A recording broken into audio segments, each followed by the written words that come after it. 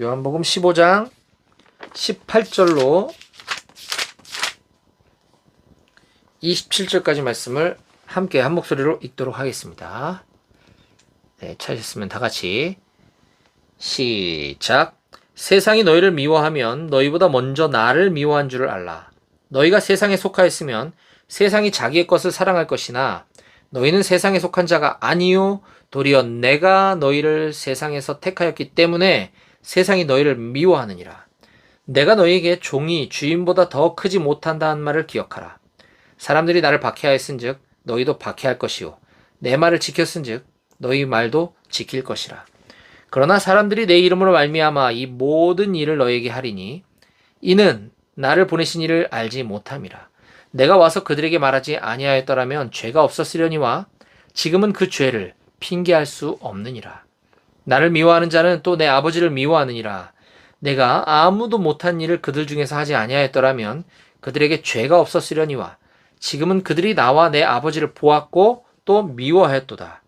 그러나 이는 그들의 율법에 기록된 바 그들이 이유 없이 나를 미워했다 한 말을 응하게 하려 함이라. 내가 아버지께로부터 너희에게 보낼 보혜사 곧 아버지께로부터 나오시는 진리의 성령이 오실 때에 그가 나를 증언하실 것이요 너희도 처음부터 나와 함께 있었으므로 증언하느니라. 아멘. 아멘. 네, 오늘도 한 20명 정도 예배에 참석하고 있는 것 같은데 이 숫자가 정확한지는 잘 모르겠어요. 아까도 보니까 여러분들이 막 들어오고 있는데 이 숫자가 안 올라가더라고. 네, 정확한 숫자는 모르겠지만은 그래도 출타나 외출해봐 휴가 또 근무자를 제외하고는 많은 용사들이 이렇게 예배 시간이 바뀌었는데도 불구하고 많이 함께 참여해 주셔서 너무 감사드립니다. 여러분들께 정말 너무 감사하고 이미 뭐 상황 전파가 잘 되었겠지만 여러분도 알다시피 제가 9시부터는 저 백오대대 백오교회 예배를 인도하고 지금 이쪽으로 넘어와서 10시 그 전 상황을 얘기하면 9시에는 우리 한마음교회 예배를 먼저 드렸고 그 다음에 우리 예배가 끝나면 한 10시 10분, 15분, 20분 정도 됐죠. 그러면 이제 10시 반에 백오교회로 제가 또 넘어가서 거기서 이제 10시 반부터 11시 반까지 이렇게 예배를 인도했었습니다. 그런데 백오대대가 지금 아점데이라 그래가지고 주말 토요일과 주일은 아침 겸 점심을 10시 반부터 11시 반까지 식사하는 게 도입이 됐다 그래요. 시행이 됐다 그래요. 뭐 좋은 건지 어떤 건지 잘 모르겠습니다. 뭐 주말에 좀 더 쉬는 시간을 좀 주려고 아마 좀 더 재우고 이렇게 아침 겸 점심으로 이렇게 하는 모양이에요. 뭐 새로운 문화인데 어쨌든 아점이 10시 반부터 11시 반까지인데 뭐 이제 여기 도입되고 시행된 지는 얼마 안 됐다고 합니다. 하여튼 뭐 다만 몇 주라도 지난 몇 주 동안 우리 백오대대 용사들은 그 시간에 취사장에 가서 밥 먹으면서 핸드폰 옆에 놓고 이렇게 예배를 드렸던 거예요. 그래서 이거 너무 안타깝다. 근데 이제 제가 바꾸자 한 게 아니라 먼저 이제 건의를 좀 해줬어요. 거기서 우리가 몇 주 전부터 이렇게 아점데이를 합니다. 그래서 시간을 조금 조정했으면 좋겠습니다. 해서 제가 우리 113대대 우리 훌륭한 우리 준석이와 승호 우리 군정병들하고 상의를 해가지고 이렇게 예배 시간을 좀 조정을 했습니다. 근데 또 공교롭게 또 우리 113대대는 98대대 주둔지 함께 있다 보니까 또 식사 시간이 2개 대대가 이렇게 겹치지 않게 먹기 위해서 또 조금씩 점심 시간이 움직인다면서요. 근데 하필 이번 8월달 지금 오늘부터 시작된 8월에 우리 113대대 점심 시간이 10시 반부터라고 들었습니다. 그래서 본래는 10시 반부터 뭐 한 12시까지 한 11시 50분까지 이렇게 하려고 했는데 이번 달에는 11시 반부터 여러분들이 식사를 한다 그래서 그러면 조금 더 땡겨서 10시 15분부터 11시 반까지 이렇게 하는 걸로 예배가 조금 시간이 좀 애매하긴 합니다만 10시 15분에 시작하는 겁니다. 이번 달은 그렇게 좀 기억해 주셨으면 좋겠어요. 어쨌든 이렇게 배려해주고 양보해주고 서로 이렇게 조정해줘서 너무 고맙고 감사하게 생각합니다. 자, 지난 시간에 우리는 요한복음 15장 1절부터 17절까지 본문 말씀을 통해서 열매 맺는 제자로 사는 비결이라고 하는 제목의 말씀을 나눴습니다. 요한복음 15장 1절부터 17절까지는 예수님께서 제자들에게 포도나무 비유로 가르침을 주고 계시는 장면이었습니다.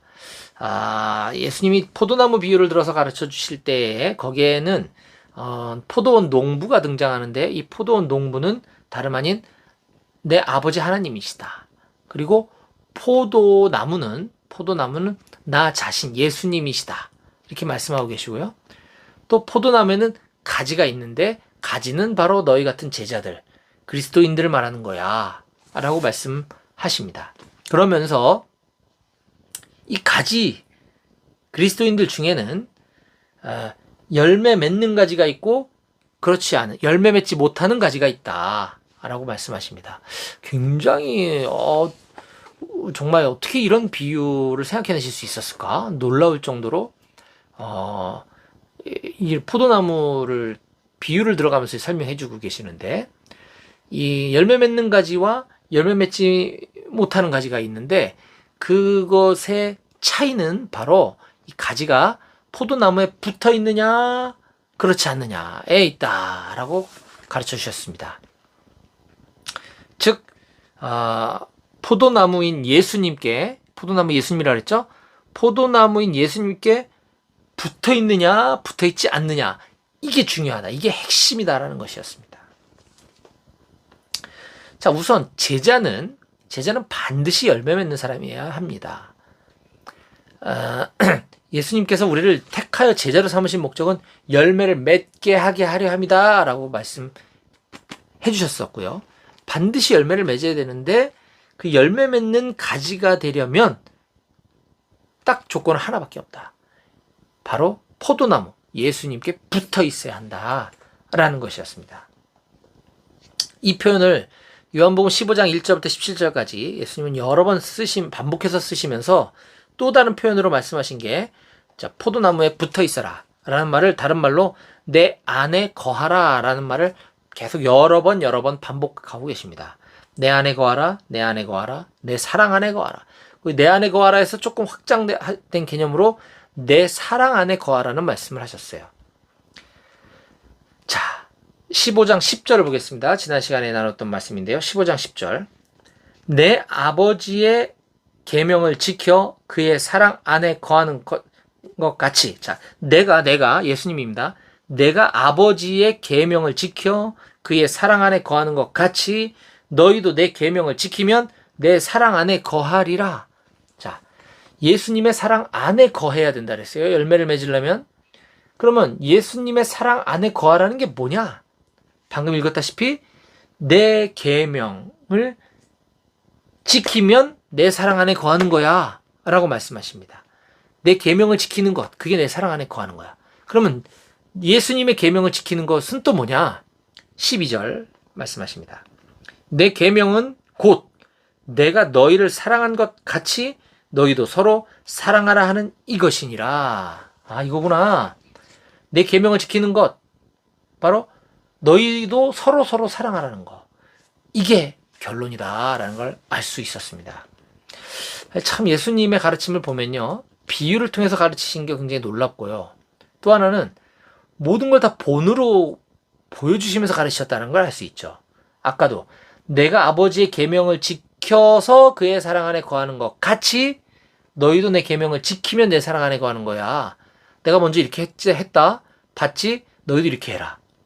또 방금 읽었던 내 계명은 곧 내가 너희를 사랑한 것 같이 내가 너희를 사랑했다. 봤지? 자, 그것처럼 너희도 서로 사랑하는 거야. 이 예수님의 가르침입니다. 우리 제자 사역할 때 있어서 핵심은 프로그램도 아니고요. 컨텐츠도 아니고요. 제자 훈련의 교재도 아니고요. 바로 이 본입니다. 본. 예. 엊그저께도 제가 우리 군성연합회 군성교사, 민간 군성교사들 교육 지금 받고 있는데요. 일주일에 한 번씩. 거기 자꾸 그 새로 개발한 어떤 제자훈련 교재가 있어요. 프로그램이죠. 그걸 홍보하는 것까진 좋은데 자꾸 기존에 있던 방식을 이거는 사용리는 뭐가 잘못됐고, 얘 제자훈련, 그동안의 제자훈련 교육 프로그램들은 무엇이 문제가 있었고 자꾸 이런 얘기하면서 자기네들이 개발한 교재가 뭐 좋다는 식으로 자꾸 이렇게 강의를 하길래 제가 한마디 해줬습니다. 그분 군종 목사 출신인데 저는 군종 목사가 아니기 때문에 그 사람 제 선배가 아니에요. 오히려 군종 목사 임관기수로 따지면 저보다 한참 후배더라고요. 군종 목사는 뭐 일반 군인은 아니지만 어쨌든 제대하고 나서 그 네트워크에서 열심히 일하는 것까진 좋은데 그 교재의 장점을 설명해주고 홍보하는 건 좋은데 무슨 장사꾼도 아니고 말입니다. 기존에 있던 거 자꾸 그렇게 얘기하면 안 된다라고 제가 따끔하게 얘기를 해줬는데 어쨌든 제자훈련의 핵심은 본이에요. 본. 제가 그리스도인답게 사는 모습을 보여주고 간증해주고 우리 용사들도 이렇게 살아야 합니다라고 하는 것이죠. 제가 직장을 다니고 있는 이유가 그겁니다. 제가 직장을 그만두고 목사로만 살아가면 물론 그런 분들을 제가 부정하는 건 아니에요. 대부분 그런 분들이지만 저의 부르심은 하나님께서 저를 쓰시는 방법은 제 설교를 듣는 여러분들과 똑같이 일주일에 세상 속에서 그리스도인으로 살아가다가 제가 거기서 어떻게 예수님의 제자로 살아갔는지에 대한 것들을 보여주고 설명해주고 여러분들도 이렇게 사십시오라고 본으로 가르치라고 하시는 거거든요. 이게 핵심입니다. 자, 잠깐 방향이 잠깐 빗나갔는데 그 얘기를 하려고 했던 게 아니고 열매 맺는 제자로 사는 비결이었죠. 지난주 말씀의 결론이 제목이 열매 맺는 제자로 사는 비결은요. 열매 맺는 제자로 사는 비결은요. 바로 내 계명을 지키는 건데 내 계명은 바로 내가 너희를 사랑한 것 같이 너희도 서로 사랑하는 거야. 즉 우리가 서로 사랑하는 것 이게 바로 열매 맺는 제자로 살아가는 비결이야 라고 하는 것이죠. 예. 서로 사랑하는 것 이게 바로 예수님이 우리에게 주신 계명이고요. 그 계명을 지키는 것이 바로 열매 맺는 제자로 살아가는 것이다 라고 하는 말씀을 보았습니다. 우리는 이 말씀을 깊이 있게 묵상하기 전까지는 제자로 살아라, 제자답게 살아라 라고 하면 아니요, 저는 그렇게까지는 살고 싶지 않고요. 저는 그냥 그리스도인으로만 살 건데요. 저는 그냥 조용한 그리스도인으로 살고요. 예수님의 제자는 선생님이라 그렇게 사세요. 이거는 말 자체가 모순입니다. 예, 제자가 따로 있고 그리스도인 따로 있는 것이 아니에요. 모든 믿는 사람은 예수님을 구주로 고백한 모든 성도들은 다 예수 그리스도의 제자인 것입니다. 근데 예수 그리스도의 제자로 살고 있지 않으면서 내가 제자라고 얘기하는 것은 나는 포도나무에 붙어있지도 않으면서 나는 포도나무 가지라고 우기는 거랑 똑같은 거죠. 열매가 없잖아요. 열매가 없으면 제자가 아니라고 말씀하셨습니다. 네. 그래서 열매 맺어라. 그럼 사랑만 하면 되느냐? 이 사랑은 되게 깊은 거지만 우리가 예수 그리스도처럼 예수님의 그 사랑으로 우리가 세상을 섬긴다고 한다면 열매가 맺혀진다라는 거예요. 사랑만 했다? 난 사랑했습니다, 주님. 근데 열매는 없어요. 이게 아니고요. 진심을 다해서 내가 세상에서 세상 믿지 않는 사람들을 섬기면 그 열매는 내가 맺는 게 아니라 포도나무에서 오는 그 자양분으로 열매가 맺는 거잖아요. 주님이, 성령님이 열매를 맺어주시는 거예요. 아까 제가 한 얘기가 그거예요. 당신이 그렇게 홍보하고 기존에 있던 것들에 문제가 있다고 얘기하면서 지금 그것만이 좋은 것처럼 얘기하시는데 제자훈련은 교재가 중요한 겁니까? 프로그램이 중요한 겁니까? 성령님이 하시는 일입니까? 저는 당신이 비교하고 문제가 있다고 얘기한 사형리, 전도폭발 이런 전도 도구들 또 CCC, 10스텝, 내비게이터에서 나온 SCL, 두란노 이런 기존의 기성 양육교재들 가지고 많은 분들을 양육하고 저희 공동체에서 그와 같은 방식으로 전도에 양육해서 수많은 사람들이 예수님의 구주로 영접하고 예수님의 충성스러운 제자로 지금도 성장하고 있고 성장하는 사례들을 무수히 많이 보고 있습니다. 라고 제가 얘기했던 것이죠. 프로그램이나 책이 중요한 게 아닙니다, 여러분. 진심으로 세상을 섬기고 가서 사랑하는 것. 그러면 열매는 맺혀집니다. 그러니까 열매 맺어라. 이걸 자꾸 부담과 압박으로 갖지 않아도 된다. 라고 하는 것. 우리는 사랑하는 것. 이것만이 우리가 하는 일이다라는 것이죠. 지난 시간 리뷰를 제가 너무 자세히 하고 있는 것 같은데. 자, 이와 같이 예수님께서는 서로 사랑하라, 서로 사랑하라, 서로 사랑하라. 지금 아까도 제가 15장 10절을 읽어드렸지만 내가 아버지 계명을 지켜 그의 사랑 안에 거하는 것 같이 너희도 내 계명을 지키면 내 사랑 안에 거하리라 라고 말씀하셨죠. 12절 내 계명은 곧 내가 너희를 사랑한 것 같이 너희도 서로 사랑하라 하는 이것이니라 라고 말씀하셨죠. 13장 34절에서 했던 말을 똑같이 반복하신 거예요. 13장 34절 새 계명을 너에게 주노니 서로 사랑하라. 내가 너희를 사랑한 것 같이 너희도 서로 사랑하라. 이처럼 예수님은 계속 사랑하라는 얘기를 반복하시고 나서요. 이게 열매 맺는 제자로 살아가는 비결이야. 핵심이야. 라고 얘기하시고 나서 오늘 이제 18장으로 들어서면서 이어지는 말씀이 열매 맺으라는 것도 굉장히 부담스러운데 더 부담스러운 말씀을 하십니다. 너희가 내 제자로 살아가면 너희가 그리스도인으로 살아가면 너희가 세상에서 교회라는 이름으로 살아가게 되면 세상은 너희를 미워하게 될 거야. 엄청 부담스러운 말씀을 하십니다. 자, 여러분 사실 주일 대예배 시간에 이 시간에 이런 말씀은 잘 들어보기가 어려워요. 사실 이거는 뭐 중직자들 훈련할 때나 아니면 아까 제자 훈련할 때나 얘기하는데 사실 제자 훈련용 말씀이 따로 있고 주일 대예배용 말씀이 따로 있는 게 아닙니다. 같은 말씀이에요. 근데 이런 얘기를 하면 초신자들이나 이제 믿기 시작한 사람들이 부담스러울까봐 이걸 안 하는 거예요. 이 말씀을. 그래서 참 감사하게 우리 한마음교 용사들하고 벌써 꽤 됐어요. 오늘 몇 번째지? 오늘 49번째 시간이군요. 오늘 요한복음 강해 설교 49번째 시간이에요. 거의 1년이라는 시간을 요한복음 1장 1절부터 쭉 지금 강해하고 있는데 오늘 순서가 딱 이 말씀 전할 차례거든요. 저는 이게 뭐 순서가 중요한 게 순서대로 왔대 맞아 떨어졌다 우연의 일치다가 아니라 하나님이 오늘 이 시간에 저와 여러분들에게 꼭 필요한 말씀이 이 말씀이라고 주셨다고 믿습니다. 자, 오늘 말씀의 그래서 핵심은 오늘 말씀의 제목은 세상이 저와 여러분들 같은 그리스도인들을 미워하는 이유. 저는 오늘 이 말씀으로 있는 그대로 하나님의 말씀을 증거하려고 합니다. 우리가 그리스도인답게 우리가 정말 그리스도인으로 살아가면요. 세상은 저와 여러분들을 미워할 수밖에 없다. 오늘 예수님 그 얘기를 하고 계십니다.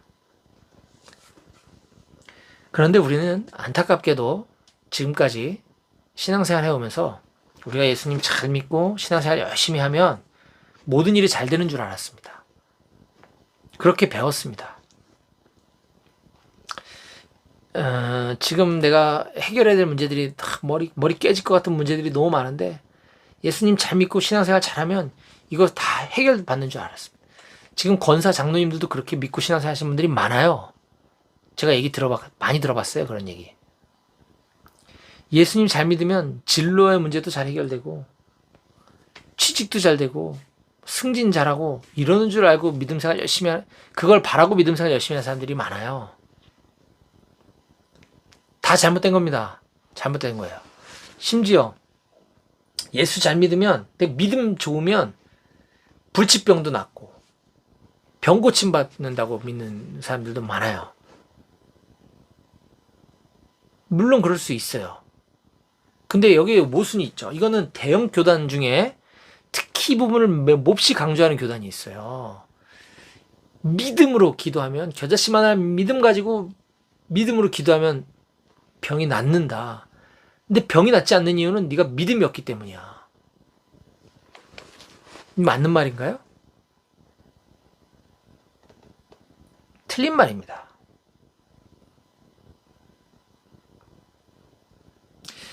우리 주변에 우리 여단장님도 안수 집사님이시고 믿음 좋으신 분이시죠?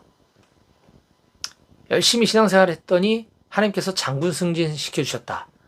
이렇게 얘기할 수 없는 겁니다. 그냥 하나님이 그분을 그 자리에서 쓰시고 싶으셔서 장군 승진 시켜주신 거예요. 반면 제 동기생들이나 제 주변에도 정말 믿음 좋은데, 저보다 믿음 더 좋은데 소령에서 정년 퇴직하신 분들도 많아요. 중령 진급 못하고. 그분들은 뭡니까? 믿음이 없어서 진급 못한 건가요? 아니거든요. 절대 아닙니다, 여러분.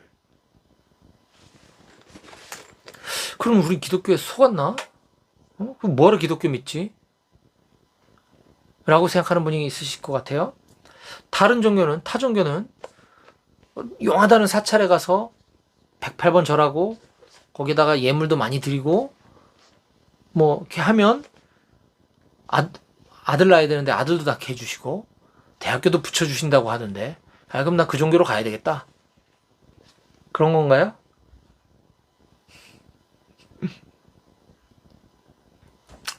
자, 여러분, 기독교는요, 이 땅에서 천국의 삶을 누리고 살아가는 종교입니다. 그러면서 동시에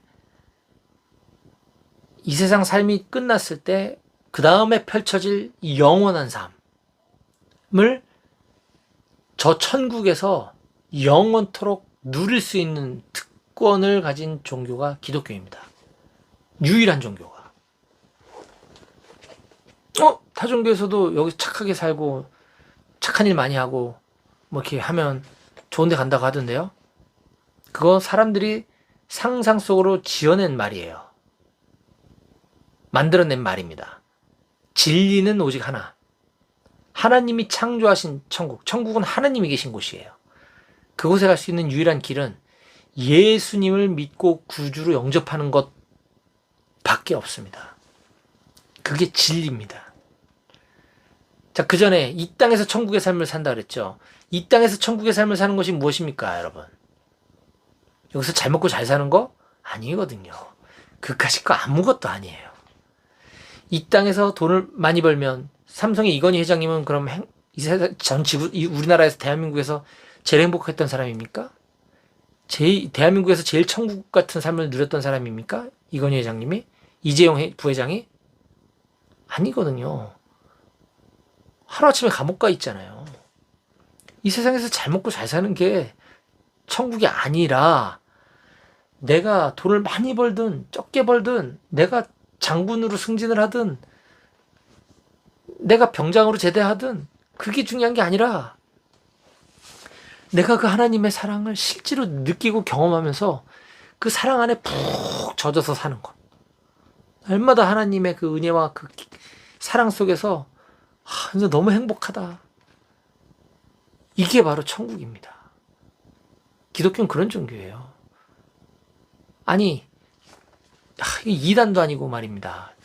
대형 교단에서, 정통 교단에서 어떻게 믿음이 없어서 기도했는데 병이 안 낫는다? 그건 하나님이 병 낫게 해주시고 안 낫게 해주시고 하나님이 하는 거지 우리의 어떠함과는 상관이 없어요. 여러분, 여러 번 강조하지만 우리의 어떤 doing, 우리의 어떤 행함이 우리의 구원을 결정하는 것이 아니고요. 우리의 being, 나의 어떤 착함, 나의 어떤 성품, 어떤 이런 것들, 나의 믿음이 좋고 그걸 누가 결정합니까, 여러분? 내가 믿음이 좋다, 좀 덜 좋다, 이걸 누가 결정합니까? 그거 아니에요. 그렇게 따지면 사도 바울은 육체 가시를 가지고 있다고 얘기하고 있어요. 이걸 학자들은 사도 바울이 아마 간질병을 앓고 있었을 것이다, 안 지릴 것이다, 여러 가지 이 추측들이 있는데, 사도 바울은 불치병 환자입니다, 여러분. 이거 낫게 해달라고 주님께 3번이나 간절히 기도했다고 그래요, 성경에. 근데 내 은혜가 내게 족하다.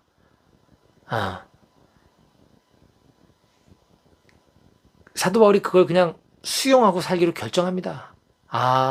내가 더 더 교만해질까봐 하나님께서 나를 이 병을 안 낫게 해주시는구나. 그냥 갖고 살라고 하시는구나. 감사합니다, 주님. 사도 바울이 믿음이 없어서 기도했더니 병이 안 나았던 게 아니거든요. 근데 왜 그렇게 가르치는지 모르겠어요. 네. 그런 게 천국이 아니다. 자, 이 개념이 명확하게 우선 정리가 돼야 돼요. 이게 명확히 정리가 되지 않으면 우리는 자꾸 꼬여요. 자, 그러면 이 세상에서 잘 되거나 잘 안 되거나 이거는 아무 문제가 되지 않습니다. 아니, 오히려 예수 믿고 나면 일이 더 꼬이고 더 문제가 생기고 더 일이 안 풀리게 되는 게 정상이다라고 오늘 성경이 우리에게 얘기하고 계시는 거예요. 여러분, 제가 이번 주에 백신 예방접종을 맞았습니다. 화이자 맞았거든요. 언론에 보면 부작용, 심지어 어떤 우리 어느 부대에 있는 용사가 화이자 백신 맞고 심근염이 걸려갖고 사망했다는 소식도 들었어요. 그것 때문에 막 걱정들도 해요. 그건 중요하지 않고요. 백신을 맞고 나면 이제 후유증이라고 안 하고 그걸 명현 반응 또는 면역 반응이라고 얘기를 하죠. 그래서 직장에서는 백신 휴가까지 주도록 법적으로 보호해주고 있습니다. 저도 백신 맞고 그 다음날 쉬었는데요. 한 이틀 저는 그냥 여기 주사 부위가 뻐근한 근육 통증이 좀 오더라고요. 그게 그냥 일반 주사 맞았을 때 뻐근함이 아니라 이렇게 팔을 들기도 어려울 정도의, 그렇다고 생활이 안 되는 건 아니고, 백신을 맞으면 이게 우리 몸에 항체를 형성하기 위해서 땀도 좀 많이 나고 그랬던 것 같아요. 아마 열은 안 났는데 땀이 좀 많이 나더라고요. 이와 같은 면역작용이 발생합니다. 주사를 안 맞았으면 근육 뻐근하지도 않았을 테고 팔 들기 어렵지도 않았을 텐데 괜히 주사 맞아가지고 그러는 겁니까? 아니, 그죠? 내가 예수 안 믿었으면 이러지 않았을 텐데. 예수 믿으면 면역 반응, 명현 반응이 반드시 있습니다. 그 증거가 바로 세상이 그리스도인들을 미워하게 될 것이다 라고 하는 것입니다. 자, 그렇다고 한다면 오늘 예수님께서 제자들에게 가르쳐 주신 그 말씀, 세상이 그리스도인들, 세상이 예수님의 제자들을 미워하는 이유에 대해서 오늘 세 가지로 정리해서 여러분들께 말씀을 나눠드리도록 하겠습니다. 첫 번째, 세상이 그리스도인을 미워하는 첫 번째 이유는요, 그리스도인들이 세상에 속해 있지 않고 예수님께 속해 있기 때문이라는 것입니다. 19절입니다. 19절. 너희가 세상에 속하였으면 세상이 자기의 것을 사랑할 것이나 너희는 세상에 속한 자가 아니요 도리어 내가 너희를 세상에서 택하였기 때문에 세상이 너희를 미워하느니라. 명확하게 얘기해주고 계시죠? 만약 우리가 세상에 속한 사람이라면 세상은 우리를 환영할 것입니다. 근데 우리는 세상에 속해 있지 않고 세상과 뭔가 구별된 사람이라는 걸 세상이 알아요. 아니, 알아야 돼요. 그러면 우리를 미워할 수밖에 없다는 것이죠. 왜요?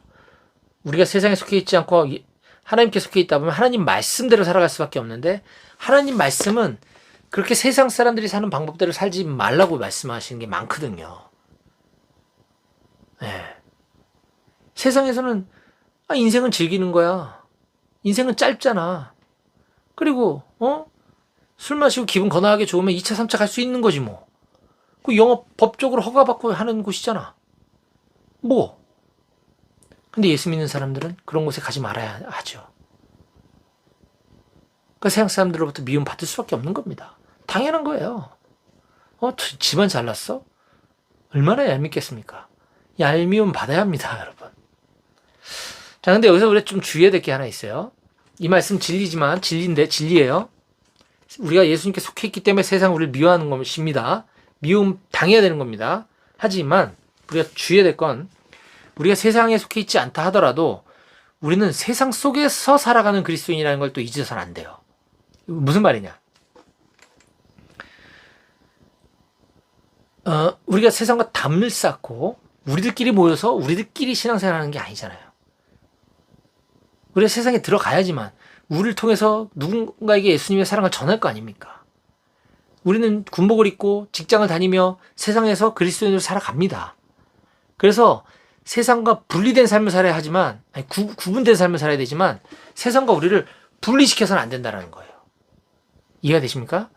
세상과 우리는 구별돼야 됩니다. 우리는 하나님께 속하는 자녀들이기 때문에 구별된 삶을 살아야 돼요. 하지만 세상과 우리를 담쌓아버리면 안 된다. 그럼 우리는 복음을 못 전하는 거죠. 안 되는 거예요. 저도 그리스도인으로 살아가면서 세상에서 교회 다니는 사람들 만나요. 근데 그들 중에 간혹 가다 보면 나는 예수 믿는 거룩한 사람이고 저들은 예수 안 믿는 사람이고, 이 종교 우월주의, 그런 모습으로는 선교를 할 수가 없어요. 전도할 수가 없습니다. 안 돼요. 바리새인들, 신약 성경에 나오는 그 무수한 바리새인들이 그런 사람들 아니었습니까? 예수님 계속 야단치잖아요. 근데 그리스도인으로 살면서도 그런 사람들이 있어요. 안 됩니다. 그리스도인들은 세상에 속해서 살아가는 사람들이지만 세상과는 반드시 구별될 줄 알아야 되고요. 하지만 이거는 세상과 등지고 살란 뜻이 아니다 라는 거예요. 회식 자리에 무조건 안 가는 게 장땡이 아니에요. 회식 자리에서 구별될 줄 알아야죠. 정중하게 분위기 깨트리지 않으면서 술 대신 사이다를 받고, 그리고 회식 자리를 섬기는 거. 이게 참 그리스도인의 모습이지, 그냥 무조건 담싸라는 거 아닙니다. 금요일 날만 땡 하면 세상은 지금 야근하고 우리 부서가 지금 프로젝트 준비하고 있는데 나는 그리스도인, 교회들이 금요 촬영합니다. 이 따위로 살지 말라는 거예요. 수요 예배 마찬가지입니다. 제가 예배를 드리지 말라는 게 아니죠. 담쌓고 구별하지 말아라. 구분하지 말아라. 죄송합니다. 용어를 자꾸 혼돈드려 죄송합니다. 세상과 담을 쌓고 구분 짓지 말아라. 다만 구별된 삶을 살아라. 기억하시고요. 두 번째, 세상이 그리스도인을 미워하는 이유는, 두 번째 이유는 세상이 하나님을 모르기 때문이다 하는 것입니다. 불쌍하죠? 21절 22절입니다. 그러나 사람들이 내 이름으로 말미암아 이 모든 일을 너희에게 하리니 이는 나를 보내신 이를 알지 못함이라. 내가 와서 그들에게 말하지 아니하였더라면 죄가 없었으려니와 지금은 그 죄를 핑계할 수 없느니라. 초대교회 당시에 예수님 때문에 그리스도인들이 미움을 당하고 핍박을 당했습니다. 그들이 만약에 하나님을 제대로 알았더라면 예수님을 알았을 것이고, 그렇다 한다면 그리스도인들을 박해하지 않았을 거야, 미워하지 않았을 거야 라는 말씀을 하고 계시는 거예요. 근데 그들이 하나님을 모르기 때문에 예수님을 모르고, 예수님을 모르기 때문에 그리스도인들을 몰라서 핍박하는 거다라는 거죠. 근데 중요한 건 예수님은 그때 이미 많은 표적을 행하셨고, 표적을 통해서 가르치시고 또 말씀을 가르치셨어요. 예수님께서 많은 가르침을 이미 주셨어요. 그런데 몰랐는데요 라고 핑계댈 수 없다라고 지금 22절에 말씀하고 계시는 거예요. 내가 와서 그들에게 말하지 아니하였더라면 죄가 없었으려니와 지금은 그 죄를 핑계할 수 없느니라.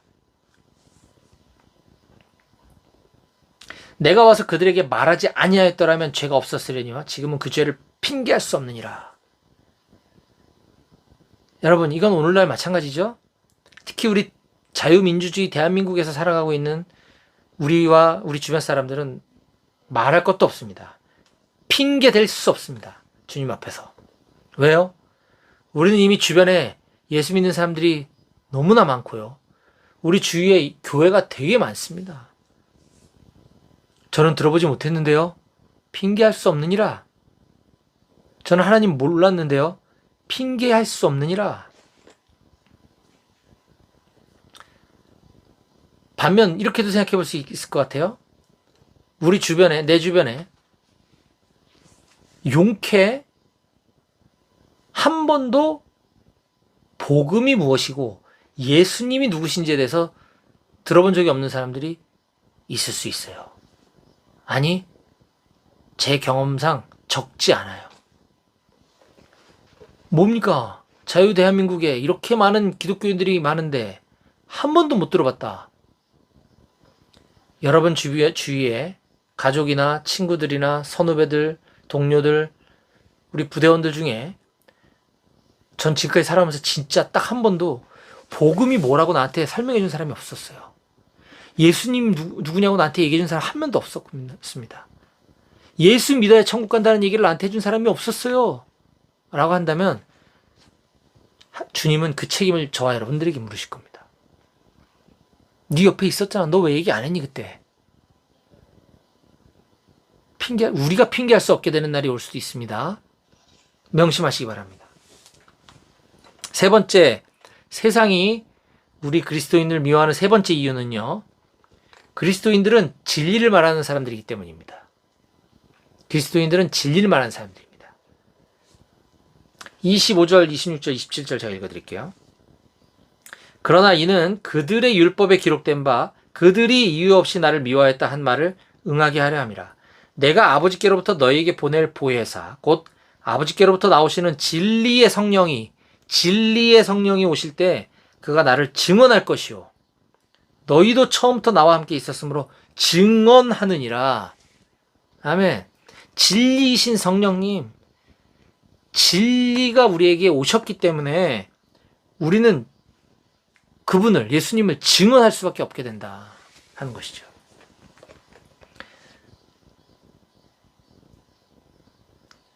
우리는 바른 말하고 세상 사람들은 맨날 거짓말만 한다 이 얘기가 아니고요. 세상엔 진리와 비진리가 있는데 진리는 오로지 하나, 하나님 말씀뿐입니다. 하나님 말씀이 아닌 건 진리가 아니에요. 유명한 석학, 박사들이 논문을 씁니다. 우리 진리의 상아탑 뭐 이런 얘기 하지만 대학에서 훌륭한 연구 성과를 냈습니다. 그거는 가설이지 진리가 아니에요. 또 얼마 지나면 그거에 반박하는 논문이 또 나와요. 세상 학문은 진리가 아니란 얘기예요. 진리는 오직 하나님 말씀뿐입니다. 진화론을 믿는 자들이 창조론을 믿는 우리 그리스도인들을 미워하고 핍박할 수밖에 없게 된다. 당연한 거야. 왜냐면 그들은 진리를 말하는 우리를 싫어하거든. 미워하거든. 진화론뿐입니까? 어디? 요즘 들어 세상에 이슈가 되고 있는 게 뭐죠? 차별금지법. 그쵸? 차별금지법 그럴듯하지 않습니까? 사람을 차별하면 안 되잖아요. 아니 누가 우리가 그리스도인들이 사람 차별하자고 합니까? 근데 차별금지법이라는 걸 만들어서 거기에 성 정체성이 조금 이상한 사람. 나는 생식기가 남자로 태어났는데 난 여잔데요. 난 진짜 여자라고 생각하고 살아왔는데요. 그럼 제 여자로 해주자. 이거 차별하지 말라는 거거든요. 저는 남자도 아니고 여자도 아닌데요. 저는 남자가 될 수도 있고 여자가 될 수도 있는데요. 그래 그럼 너는 남성, 여성, 중성, 넌 중성 해줄게. 차별 안 한다 우리. 이게 차별금지법이에요. 이게 진리가 아닙니다. 성경은 하나님께서 남자와 여자를 창조하셨다 그랬지 다른 성을 창조하셨다는 말씀을 하지 않으셨거든요. 근데 우리는 이거를 사회적 약자를 보호해줘야 된다. 사람을 차별하는 건 나쁜 거잖아. 차별하지 말자. 이런 그럴듯한 법률을 만들어서 동성애는 죄입니다. 사람은 남자와 여자밖에 없습니다. 라고 진리를 얘기하는 우리를 미워하고 핍박한다는 것이죠. 오늘 우린 그런 시대를 살아가고 있습니다. 근데 안타까운 것은요. 그리스도인이라고 하는 자들 중에 이 차별금지법을 바보 천치같이 동조하고 찬성하는 자들이 있습니다. 그들은 그리스도의 제자가 아닙니다. 진리가 뭔지 모르는 자들입니다. 세상은 그들을 좋아하잖아요. 그죠? 세상은 그리스도인들을 미워해야 정상입니다. 예. 진리를 말하는 사람들이 그리스도인이기 때문에 그들은 진리를 버리고 비진리와 타협한 자들이 뿐인 거예요. 명심하시기 바랍니다. 자, 제가 이제 오늘 말씀을 정리할게요. 오늘 우리는 세상은 그리스도인들을 반드시 미워하게 된다. 말씀을 드렸습니다. 세상이 그리스도인들을 미워하는 이유는 첫 번째, 그리스도인들이 세상에 속해 있지 않고 예수님께 속해 있기 때문이다라고 말씀드렸습니다. 두 번째, 세상이 그리스도인들을 미워하는 이유는 세상이 하나님을 모르기 때문이다. 불쌍한 거죠. 세 번째, 세상이 그리스도인들을 미워하는 이유는 우리 그리스도인들은 진리를 말하기 때문이라고 얘기했습니다. 반드시 명심하시기 바랍니다. 예수님께서 하신 말씀입니다. 자, 그런데 여기 제가 한 가지만 조금 부연하고 싶은 게 있는데, 여기서 우리가 반드시 착각하지 말아야 할 것은, 우리가 지금 이와 같은 이유로 참된 그리스도인으로 살아가기 때문에 세상으로부터 미움받는 건 당연한 일입니다만, 오히려 반대로 그리스도인이 굉장히 이기적이고 자기들만 알고 자기들 집단만 밖에 모르고, 에? 우리 교회, 우리끼리. 그 세상 사람들은 막 악한 사람이라고 막 대놓고 얘기하고, 그 세상과 등지고, 막 세상 사람들과 싸우려고 그러고, 그러면서 세상으로부터 받는 미움을 마치 내가 그리스도인이기 때문에 나는 지금 핍박받고 있는 거야, 나는 지금 잘 살고 있는 거구나, 이렇게 착각하는 사람들이 있습니다. 그건 완전 다른 문제죠. 자기가 욕먹을 짓을 해놓고 세상으로부터 손가락질 당하고 조롱당하고 욕먹으면서 그리스도인이라서 세상으로부터 미움받는다라고 착각하지 마라. 저는 이 말씀 반드시 드리고 싶습니다. 대표적인 게 이 코로나 때 많이 드러나고 있지 않습니까? 예배의 가치는요, 형식이 중요하지 않습니다. 바벨론의 포로로 끌려갔던 하나님의 백성들은 그곳에 교회를 세울 수가 없었어요. 하지만 그들은 신앙 유지해 왔거든요. 사도 바울은 감옥에 강제로 갇혔을 때 거기서 나름대로 신앙생활 유지했습니다. 네. 코로나에 우리가 대한민국 국민의 생명과 건강을 지키자고, 물론 정부에서 하는 그 방역 기준들을 제가 동의하는 건 아닙니다. 황당한 방역 기준, 말도 안 되는 방역 기준 많이 있어요. 그건 별개고, 그거에 대해서 문제를 제기하고 과학적 근거와 이런 것들을 가지고 그거를 좀 더 합리적이고 조금 더 효율적인 방역 기준을 세워나가는 것들은 그런 일들 하시는 크리스찬들이 열심히 하시면 돼요. 근데 종교 지도자들이, 목사님들이 성도님들을 선동해서 방역 기준 지키면 안 된다, 그래가지고 세상 사람들로부터 온갖 요구도 먹고, 저 개독교인들, 신천지인들하고 뭐가 달라, 기독교인들 정말 싫어. 작년하고 올해 기독교에 대한 국민들의 반감이 아주 땅바닥에 떨어졌습니다. 세상 사람들은 우리의 적이 아닙니다, 여러분. 그들은 우리가 사랑해야 될 대상입니다. 그들이 하나님을 모르기 때문이라 했잖아요. 그들은 하나님을 우리가 알려줘야 됩니다. 근데 그들과 담 쌓고 싸우면 안 돼요. 착각하지 마시기 바랍니다. 그건 그리스도인으로서 받는 핍박과 미움이 아닙니다. 잘못 살고 있기 때문에 받는 미움입니다. 반드시 명심하시기 바랍니다. 이런 것들만 아니라고 한다면 우리가 세상으로부터 받는 미움과 핍박은 당연한 것이다. 마땅히 우리가 겪어야 될 것이다. 내가 진리의 말씀 따라 참된 그리스도인으로 말씀 지키며 살아가면서 세상에서 그런 것들을 겪게 된다면, 내가 잘 살고 있구나, 나 제자답게 살고 있구나라고 믿으셔도 좋습니다.